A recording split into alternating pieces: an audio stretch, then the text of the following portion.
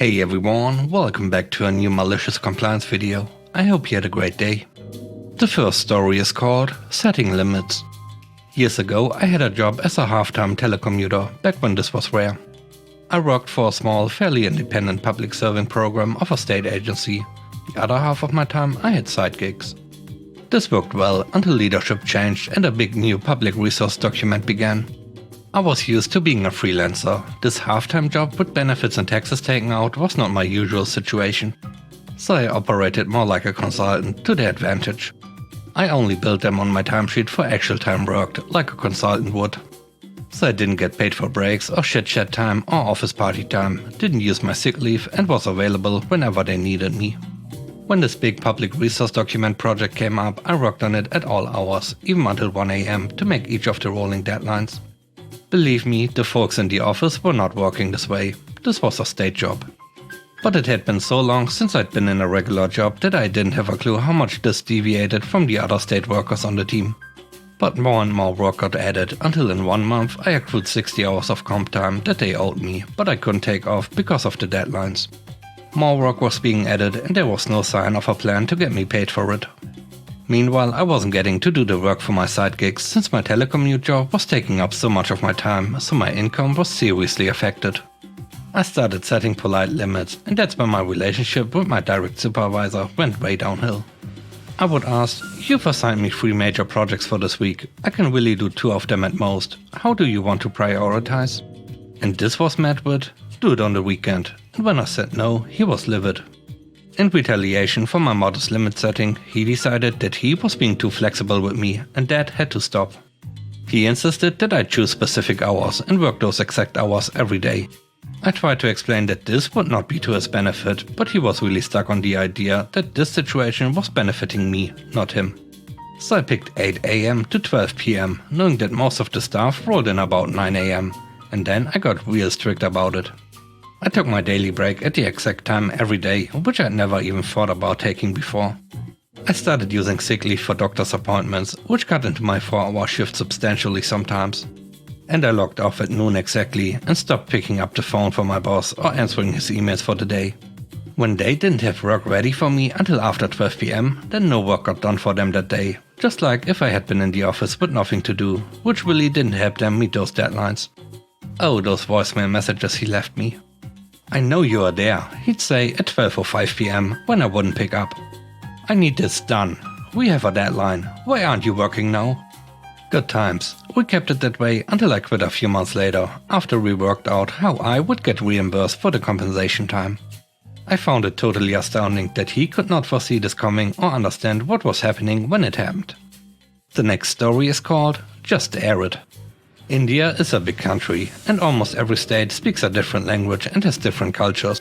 So ads are generally tailored per state, but sometimes only translations will do. This cosmetic company had been struggling to sell one of their winter lotions for some years now. But when it launched, it was an instant bestseller because there was no other like it in the market. But in the 15 years or so since it was launched, the competition had caught up and even surpassed it in some cases. So obviously they increased the price of the product. Back when it first launched, it had a really nice ad with a really catchy jingle which helped sell the product in droves. Marco's boss had the bright idea of running a translation of that ad on the TV networks of the state. So he got the ad translated and called for Marco to get it distributed. Marco, being the diligent employee that he is, went straight to his computer and decided to take a look at the ad before sending it off. Once he was done watching it, he found a really major error, so off he went to his boss to ask what to do about it. "Hey boss, I watched the ad and I think you should know." "Just air it." "But sir, there's this." I said, "Just air it." "But sir." "It's fine, goddammit. Just air it." "But..." "Look here, I'm a double MBA from this country's leading university, while you are just a graduate. Do as I say." "Alright then." So Marco sent it off to the networks and sat back. Within a week, the CEO of the company was down at the branch, shouting at the boss. The boss tried to throw Marco under the bus, but everyone had heard the boss scream at Marco to just air it. You see, back during the airing of the original ad 15 years ago, the product cost around 70 cents per tube. The product costs $2.04 now because of inflation. In his infinite wisdom, the boss had gotten the ad translated for cheap, but the editors didn't remove the bit about the cost that was at the very end. So the ad aired in the state with a very nice lady saying it cost 70 cents right at the conclusion of the ad. So of course people flocked to the stores to get the lotion that now cost 66% less. But to their dismay, they found that the pricing on the ad was a lie. People were of course angry.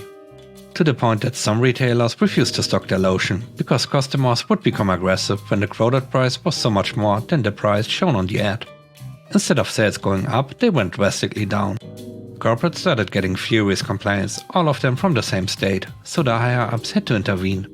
Marco had caught this error and had tried to tell the boss about it, but he wouldn't listen. The ad got pulled. The company offered a discount on the product as an apology, and since it was just a regional debacle, no one got fired or transferred. The third story is called Regulate It Yourself. Outside my main job, I work casually at a leisure center, pools, gym, sauna, steam and spa. Due to the pandemic, we have restrictions on how many people can be in an area. Last time we had restrictions, there was a booking system in place for the small areas such as the sauna, steam and spa to ensure not too many people were in that area and to maximize their use. This also meant that as staff we could also track how long people had been in certain areas and ask them to please move on. People complained that they were restricted to only 1 hour per booking, so when feedback came in, the general response was to do away with the booking system. In regards to ensuring access to the facilities, the response was that they are all adults and can regulate the usage fairly themselves. So we did. No bookings needed, only the allowance of people per space remains as dictated by the government. Yesterday was our first day open, with unlimited time in the center. We regularly had to go to the sauna and steam room to remove extra people, signs on the door of only 4 as they are small rooms. The complaints started. The ones complaining were the same ones that complained about the booking system. And by complain, these are the types of people who don't talk to you, they yell at you. I don't think my mask could hide my grin as I explained to them, but we did what you asked and got rid of the booking system. And, but you guys said you could regulate it yourself. The last story is called Shouldn't Ignore the Developer. I was at the beginning of my career as a developer intern at a local company. I was still attending university classes. The agreement was that I would be working 6 hours a week. We were creating a web application with a central user management system. You could use the same credentials for the different modules. This meant a metric ton of users created for testing, and it was the same dataset as the client's demo accounts with live email addresses. The company hired 4 other interns like me, 1 senior developer and 1 part-time developer, no architect, nobody to design the architecture.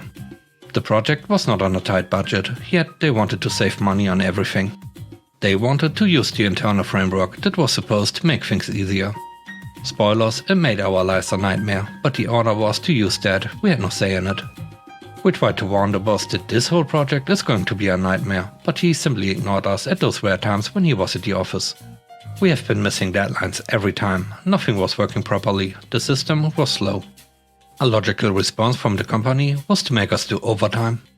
We were working 10 hours a day while studying for classes, preparing for end-of-term exams. The remaining time we were trying to socialize, family, girlfriend, etc.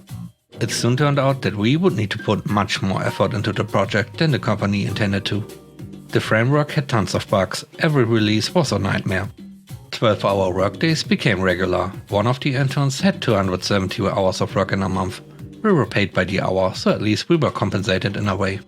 The test user base has been used by the client for demo purposes. It had their live email address with proper group memberships. Every action made in the app sent an email to a group that was eventually sent out to the client as well. They could just simply ignore that. That was around 10 emails a day. After a year, I was at the end of my university years and it slipped out of my mouth that I don't feel inclined to support this big pile of bugs. The boss asked me to come into his office. He told me that they were not satisfied with my performance and they won't offer me a full-time position after I graduate. This was the point where I snapped. They gave me an option to either get my stuff together or leave. I've noticed that the email service was not working on the test environment, yet it was scheduled. This meant that the emails had been put in the queue but not delivered. I have mentioned this to the senior developer. He ignored me like I was the idiot who is not going to be there anyway. I was sitting there like I should care. I admit I even got upset about this. Then it hit me. I would just let them do what they want. Once the service is fixed, it will explode eventually. Once I had my degree in my hand, I left the company. The other interns also got their degree, but they were offered a full-time position. One of them left 3 weeks after me leaving. They insisted on a probation period for him, but didn't expect him to actually leave. But he did. Another guy left around 2 months after that. Here comes the best part. They have fixed the email servers after a month. In 1 hour, around 400,000 emails were sent to every user in the system. The mail server could handle the load, but the client had to assort these one by one. They threatened the team with contacting the CEO. The team already had a bad reputation because of the missed deadline. Somehow they managed to push the app live. The requirement said that 500 concurrent users should be properly handled by the server the client had already paid for. But it couldn't keep up with the load, so the company had to buy around 200 GB of RAM. They have run out of budget way before the initial live release. The company had to pay more in terms of hardware and penalty than the original budget was. After leaving the company, I got a full-time job with fractions of stress and a more employee-friendly environment. Thanks for watching the video. I hope you enjoyed it. If you did, please leave a like, comment and subscribe if you haven't already. It really helps in the algorithm. I hope you have a great day. Stay safe. Bye bye.